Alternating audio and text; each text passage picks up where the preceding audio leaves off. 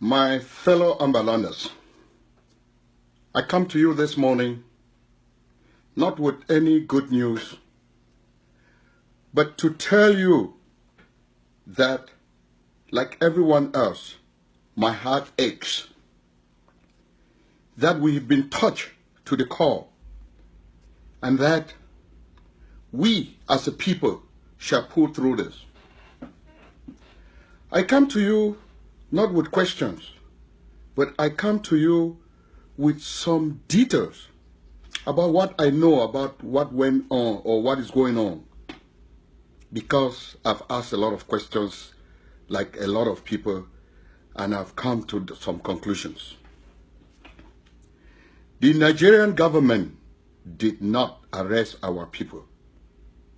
The Nigerian government is as embarrassed as us that one of us will arrange for our people to be picked up in Nigeria. If the Nigerian government had orchestrated this arrest, they would have arrested a lot more people than just this few. The Nigerian government knows where all our southern Cameroonian leaders are in Nigeria. The Nigerian government can pick all of them as we speak and send back to La Republique if the Nigerian government was the one that orchestrated this. They are equally embarrassed. Milan Atam should tell us where our leaders are. When our leaders were adopted, Milan came online the very next day after he had woke up from his slumber, which he claimed he was sleeping, and said this: their plan was for them to be taken directly to La Republique. And the question to Mr. Atam is, you claim to not have known about this meeting. You claim that you came late. But yet you knew the plan was to take them to La Republique. How did you, Milan, know that the plan was to take them to La Republique? You said it in your own words. Milan Atam gave away our leaders. When Mangang made the first audio, she claimed that she did not know about this meeting. That Sisiko called her, that Sisiko said don't come. But yet, she said her security informed her not to go. My people, our leaders were sold to La Republique du Cameroon. Prior to this meeting in Nigeria, I want to tell you that there are people within La Republique government, Francophones, who do not like what is going on in southern Cameroon. And so every now and then, one of them will sneak out some information to say to us, be careful. We had an information of Milan meeting with La Republique government members in South Africa. I, Alex Mbianda, personally took that information to Chris Anu. And I said to Chris Anu, make sure you inform Sisiko to not go to any meeting. And it's particularly arranged by Milan. And Chris Anu said Milan is not a member of the government, let alone organizing a meeting that people will be going to. And I spoke very strongly to tell Sisiko to not go to any meeting. I did not have specifics. If somebody gives you information in intelligence, what you do with it is to look left and right, tie your ends, make sure nothing goes wrong, because you don't know where the blows will be coming from. If I tell you that I knew the plan, then I'm lying to you. But we had information that Milan was meeting with La Republique. When we went to the fourth conclave, they attempted to get me and Harriet Mfomuki into a car and drive us over the border. It took 4 hours at the same hotel where our leaders were adopted to get the two of us into a car that would drive over to the border. When we went to the fourth conclave, a secret agent from La République government was sitting in the conclave as a guest of Milan. And they wouldn't let in John Ba Akoro. They wouldn't let in Mark Barata. They wouldn't let in, yes, Chris Anu and a host of others, because they knew that if they came in, they would recognize this person and raise an alarm. Now, the very guy whom Milan claimed is the one who called him and told him that somebody called to say they have been adopted, is the same guy who, Gina, who was working with Ernest to get us into a car as Milan had arranged. 4 hours and they did not succeed. What saved me in the end was the ability that I understand different languages. I was able to pick in Hausa when the guy was arranging for the driver to pick other people on the way who will be the one that will know the road where he is taking us to. That's when I knew. Then I turned around and I spoke to Napoleon from Canada. When you are a people's person, people will always be there for you. I looked at Napoleon in his eyes and I said, no matter what happened, don't let go of me. And Napoleon stayed with me. Harriet Mfomuki, whom they've tarnished her image, her name, as much as they can, joined the other team, and they were going and they got to the road and she stopped. She told the driver she wanted to eat. When the driver stopped, she came out of the car and she decided, I'm not going. We cannot leave our compatriots behind and go without them. That is when I was rescued. Yes, we have some of our members in Boston who are claiming that this did not happen. And you know why? Because Milan had promised them position. When we were in the fourth conclave, my counterpart from Boston all along was sitting next to Milan and wouldn't move an inch, because this is how Milans operate. He tapped onto the weak minds. When he came to Boston, Milan suddenly picked who was to lead in Boston and started communicating with them. So, and this is a group that was the heart call of this movement, and he tore it apart. Milan went to Foleyhawk and tried to see how Foleyhawk could be dysfunctional. Milan, when he came to Boston, our famous Harriet Mfomuki that they have been talking about all along, yes, this is a woman who stands behind her words. This is a treasurer in charge of your money. This is the person who've kept your money to the last dime and nothing has ever happened. The only person who've gone to her and tried to tweak her into taking money is Milan. Milan, after he did not succeed, on November 2nd, they diverted all the money that comes into Skapak's account to a place that we do not know. So right now, as we speak, no dime, if you are contributing any money for the law firm, for the movement, it is going to an unknown account. Only Milan knows where that money goes.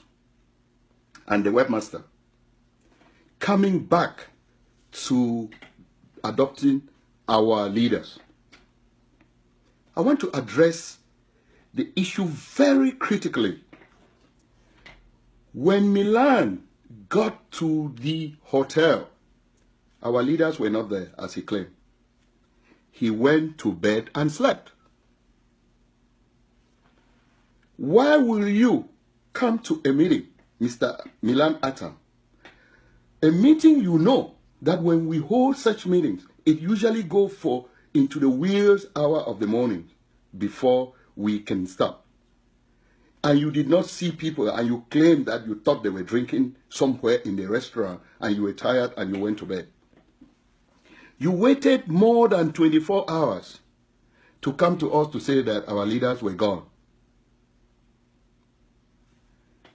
And then in your video, Mr. Atam, you said the plan was to take them across the border immediately they were captured.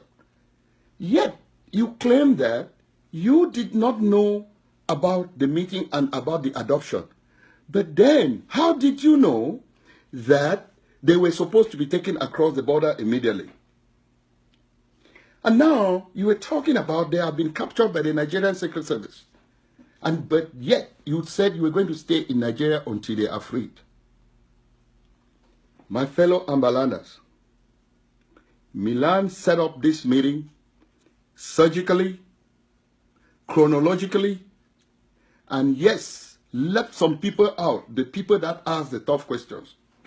I spoke to Chris Anum, and Chris told me that he did not know about this meeting. How can a meeting be taking place? Milan claimed that he did not know about this meeting, but yet he told us about the agenda.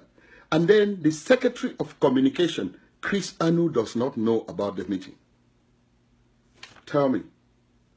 Sisiko was alleged to have wanting to apply for asylum in Washington. That is when Milan quickly took him out because he knew that if Sisiko applied for asylum, he wouldn't be able to leave the country. And so that is when he quickly arranged for everybody to be at the meeting. Mangan claimed that she did not know about the meeting. Suddenly she came back to say it was Sisiko.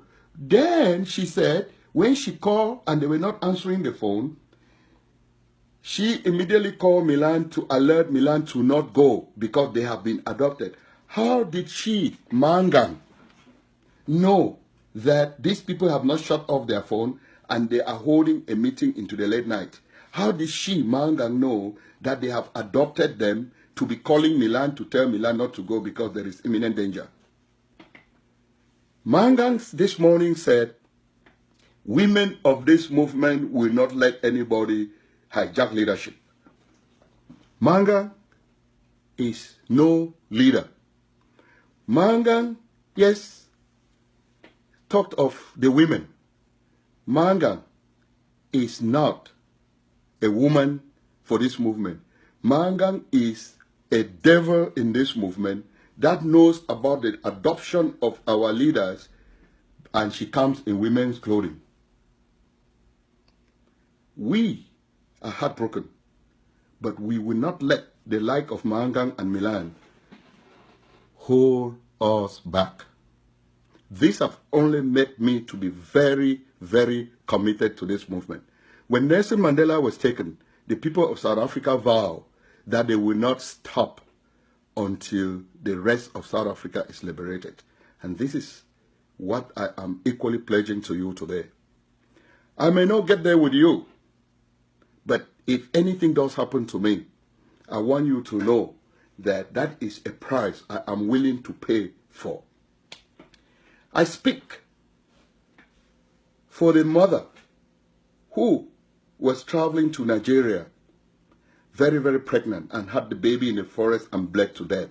And they took her baby to the refugee camp. I have raised money for those babies. I speak for the mama in Kwakwa village that the La République terrorists burned down her house. The soldiers of La République burned down her house, and because she could not come out, she was burned to death. I speak for her. I speak for that voiceless child who cannot go to school because La République government is stopping them as they go with guns on the highways. And I speak on your behalf about this adoption. Milan Atam told us that his flight was delayed by 2 hours and he was stopped in traffic by 1 hour. I want to say this. The car that Milan was driving, and the car was being driven by Gina. And mark you, Gina again is the same guy who was arranging to put me in a car that will be driven to the border in Nigeria with Ernest. Now, He said his car was delayed by an hour by the police. The reason was the car did not have a license plate. Why would Guinea go to pick Milan at the airport with a car that didn't have a license plate? If they did not have a secondary plan. The plan, yes, was that they were going to escape with the car, that nobody would be able to tell what the license plate was. That's why they were pulled over. How did I get this information? Look, in this movement, there are people that knows people. How did I know that there was a secret agent in our meeting in Abuja? Look, immediately the conclave, the next day, I had a call from La Republique telling me of what happened on the floor of the conclave, even before social media started speculating. Milan, yes, your flight delayed by 2 hours.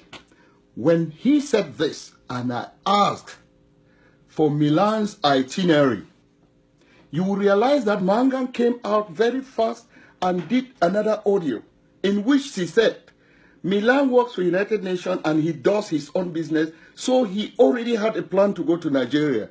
Mangan said this because I, Alex Mbianda, had asked for Milan to produce his traveling schedule from South Africa to Nigeria.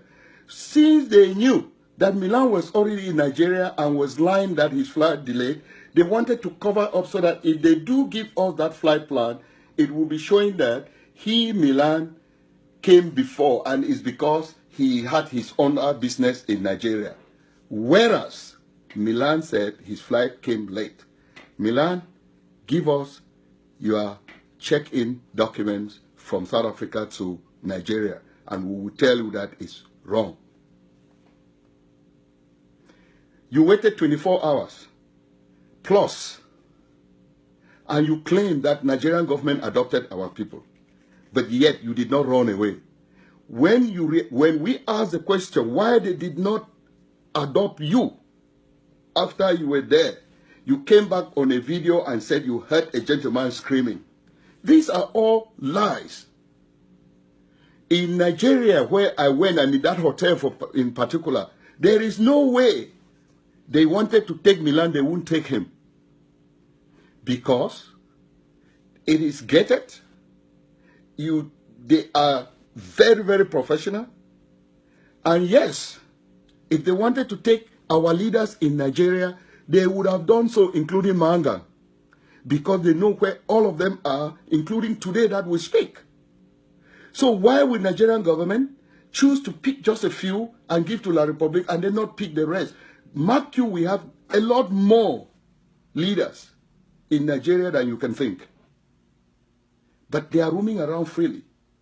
So the Nigerian government was simply embarrassed. The territory of Nigeria was used in kidnapping our people, arranged by Milan. Chris Anu was fooled to go to Nigeria. Before Chris went to Nigeria, one of us, a lady, had called Chris and told Chris, Chris, I have credible information that these people were already in Yaoundé. Chris wanted hot evidence, and she did not give it to him. I spoke to Chris, and Chris wanted hot evidence, and I did not give it to him. And even if I did have it, I wouldn't give it, because the way this movement is working, when we were in Nigeria, Chris was going to come out and do a documentary about everything that happened. And when Sisiko heard about this, they quickly put Chris in the government so he couldn't speak. My people, this is not a thing about leadership. It is a thing about talking on behalf of the voiceless, and I will continue to do that. There will never be a day that I will turn my back on the people of Southern Cameroon because somebody is saying Alex Mbianda this, Alex Mbianda that. I will not do that. And if they come for me, I want you to continue to fight to the last man, to fight until you get to the foot of Mount Cameroon. Because when you get to the foot of Mount Fako in Ambaland, it will be standing there. and saying to you, welcome home. My people, these are tough times, but I want you to be tougher. I want you to work as if you are the lone child. I want you to say, yes, they have taken our leaders, but Issa Chiroma will hear from us. Issa Chiroma is a crook. When he ran to Nigeria, John Frundi brought him back. And Biya quickly brought him into the government, and he started speaking the way he has been talking to us. When Milan will be given a position, he will equally speak the Foshive language and the Issa Chiroma language. I am going to get into the bottom of this. I am committed to seeing that we get to Buea. I urge you to not forget our refugees in Nigeria. I urge you to not forget our people in Ambaland. I urge you to stand up, because if you can speak, the people of the Ambaland can survive. I urge you to keep walking, because if you can walk, the people of Ambaland will be liberated. I urge you to not relent, because if you do, La République will install themselves in our territory and call us shithole country. We are not. Self-determination is a thing that comes from within, not from without. And so, my fellow Southern Cameroonians, although we've been betrayed by Mangang and Milan Atam, our conscience, our strength, our resolve, our emotions, and our focus is Buea. Let nobody fool you. No government in the world have ever won against its people in a war. France, that stands behind La République, should be telling La République better stories than this. I am heartbroken. My bones are strong. My muscles are strong. We shall dig. We shall walk. We shall scream. We shall scream for the freedom of our people. We will not be given the freedom, but we will be taking the freedom. I urge every single one of you from today till the day that we shall get to Buea to work as a lone child. But when you do, don't go alone. Watch your back. I know, I want to speak to Milan surrogates. Most of you are being promised positions of leadership. If it was leadership, I would promise all of you leadership. But it's not leadership that I'm going to promise you. I promise you a free country. And that is what I am going to fight for. When you live in the free country, you are a leader at all times in your life. And this is what we want Southern Cameroons to be. We want Southern Cameroon to be that place where, as you come out of the airplane, the police and the immigration officer that receives you will look at you in your eyes and says, welcome home. Not to a key. You will hear the word, welcome home. And as the pilot is going around that strong mountain that even a volcano cannot bring down, you will hear the word, ladies and gentlemen, in a few minutes, we'll be touching down in Tico International Airport, where everything lives free or die. I salute you, the people of Ambaland. Milan Atam betrayed us. He will not betray the movement, nor he will stop our movement. Thank you very much.